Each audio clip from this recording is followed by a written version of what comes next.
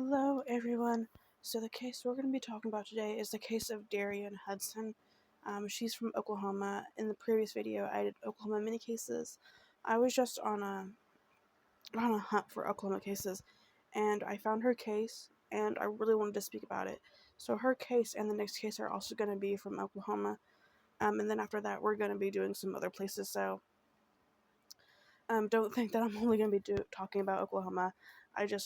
Once I got on the kick of looking at Oklahoma cases, I just kept going down the list and fell into a rabbit hole. But I really, really want to talk about her case today because it's really odd and it's also fairly recent within the last 10 years.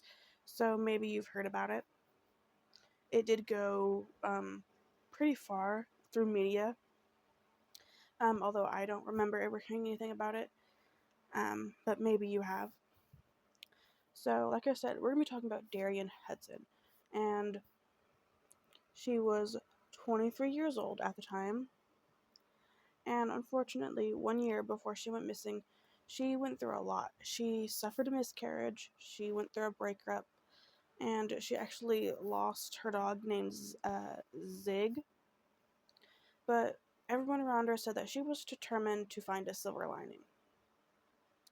So on October 21st, 2017, she called her mom Stephanie and announced that she wanted to leave Stillwater, Oklahoma, where she currently lived, and move back to her parents' home in Wichita, Kansas. She was planning on enrolling in nursing school, and she hoped to save some money by moving back home. Her family was ecstatic to have her back, and because she didn't drive, they actually arranged to come and pick her up the following weekend. So she called them, said, "Hey, this is my plan. I hope you're okay with it." And of course, they're like, "Yeah, yeah, yeah." And they quickly, like very quickly, um, called, arranged everything to come pick her up. So it was a pretty fast plan. But on October 22nd, she would fail to show up to her job at Chili's, which was unlike her. On October 25th, her friends began to call and text Stephanie, and the family drove to the Stillwater Police Department to file a missing persons report, but they were told that they had to wait 48 hours, and so that actually was not filed until October 28th, 2017. And I don't know how true this is. I heard that you don't actually have to wait 48 hours, and so the cops telling you that is just complete bullshit. Now, I've heard that from a lot of people that it's bullshit, but I don't actually know. I've never filed a missing persons report. So maybe you can correct me down below or say, hey, yep, that's true. But that was one thing that stuck out to me because I had always heard that you don't have to wait 48 hours. But maybe it's different because she's an adult.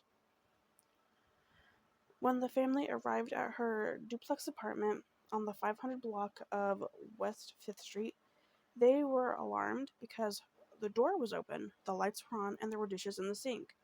And her cell phone was left behind. So anybody would be alarmed by that. But thankfully, once she was confirmed as missing, the Stillwater Police Department began to investigate, finally, and they were able to rule out everyone that was close to her. Since she didn't have a car, they checked records from public transportation, and they were able to confirm that she did not use public transportation. The first break came in December 2017 when the police were notified of a man attempting to use her debit card at a hotel in Oklahoma City. And when I saw that in the articles I was reading, I was like, oh my gosh, was it him? Was it him? Does he know something about it? But he claimed that he had found the card in a purse hanging off of a concrete sewage pipe back in October at the site of St. Francis Xavier Catholic Church at intersection of McElroy Road and County Club Road, which was under construction.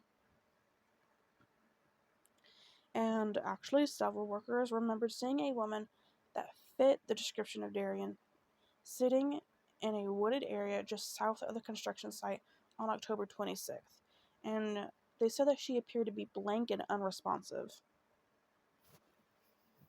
So, last known sightings of her are on the same day by a neighbor of the church property who said he saw her speaking to his grandchildren, and that he had, went out to see what was going on, and she had already left by the time he got out there.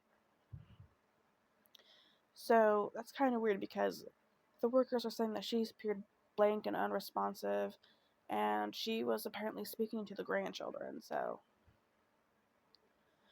on December 4th, 2017, the police searched the wooded area for her for 2 days, and they only found some of her belongings, which included a hooded sweatshirt and a wallet with her identification and credit cards in the pocket.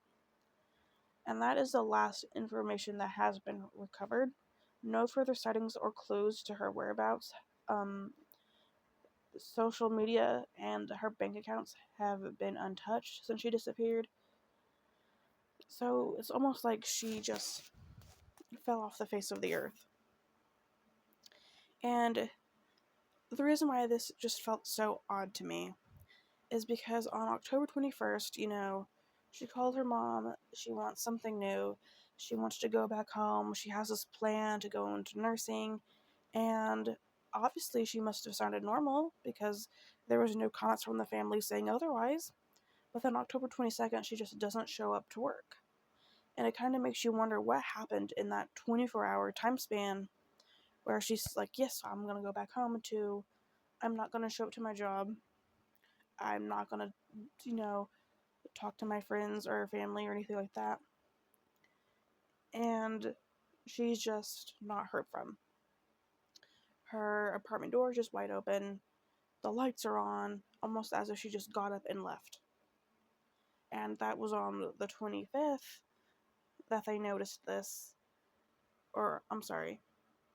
The 25th is when the friends began to call Stephanie, and the family came down. So it was between the 25th and the 28th that the family went to the apartment. So just within 5 days, 5-6 days of that is when that happened. And then you're hearing these reports that on the 26th, so a day after the friends were calling Stephanie the mom, she is seen basically looking blank and unresponsive. Why was she blank and unresponsive? What was going on? I didn't see anything about her suffering like a mental illness or anything. But a year before she went missing, she went through a lot of stuff. A miscarriage, a breakup, losing a pet. I don't know, maybe she just had like another break. It's kind of weird to think that like maybe she just had this random break and within 24 hours she just walked out of her own life. It's just the way that they said, like, she appeared blank and unresponsive, but then she was talking to that man's grandchildren, and it's wild. I don't know how I feel about it. Like, I honestly don't know what could have happened. I didn't see anything like maybe she went out with friends, maybe she got drunk or something, and maybe she was just a little off. I didn't see anything like that, so it's kind of weird that she's just sitting randomly in this wooded area, seeming a little off to people that see her, and then she just kind of disappears. I don't know. It's just really weird to me. So, if you have seen her since then, she has black hair, brown eyes. She stands about 5'3" at 120 pounds. She is nicknamed D and D Baby. Both ears and nose are pierced. There is a tattoo of a large feather with firebirds and the words "Birds of a Feather Flock Together" on her right arm. If you have any information, you are urged to contact Stillwater Police Department at 405-742-8327. So what do you guys think could have happened to her? Do you think it was maybe she just had a break? And for lack of a better term, she kind of like walked out of her own life and just disappeared into the woods? I don't know. I don't want to say something bad happened to her, but like everything was just basically left behind. But then also her appearing blank and unresponsive, it kind of throws me through a loop because like, was she on something? Did she maybe have like a mental break? Was she not getting past things like maybe some people thought she was. I don't know. And it's just so wild to me that it's kind of like she just disappeared into thin air. Like, where could she have gone? They searched that wooded area. She wasn't there. So, where could she be? I don't know. But if you guys have any thoughts about it, please let me know down below. I'd be very curious about what you guys think. Um, but please be respectful, because you never know if a family member could stumble across this video, and I don't want there to be any disrespect in the comments. So what do you think could have happened to Darian? Do you think she's okay? Do you think she's still out there? Do you think something could happen like foul play? Do you think maybe she just had a mental break and she just was tired? And even though she was planning on going back home, maybe she decided that she didn't actually want to go back home. I don't know. Let me know what you guys think down below. Thank you so much for listening to Darian's story. If there are any updates in this case, of course, I will update you guys later on. But thank you so much for listening, and I will see you guys tomorrow. Bye, guys.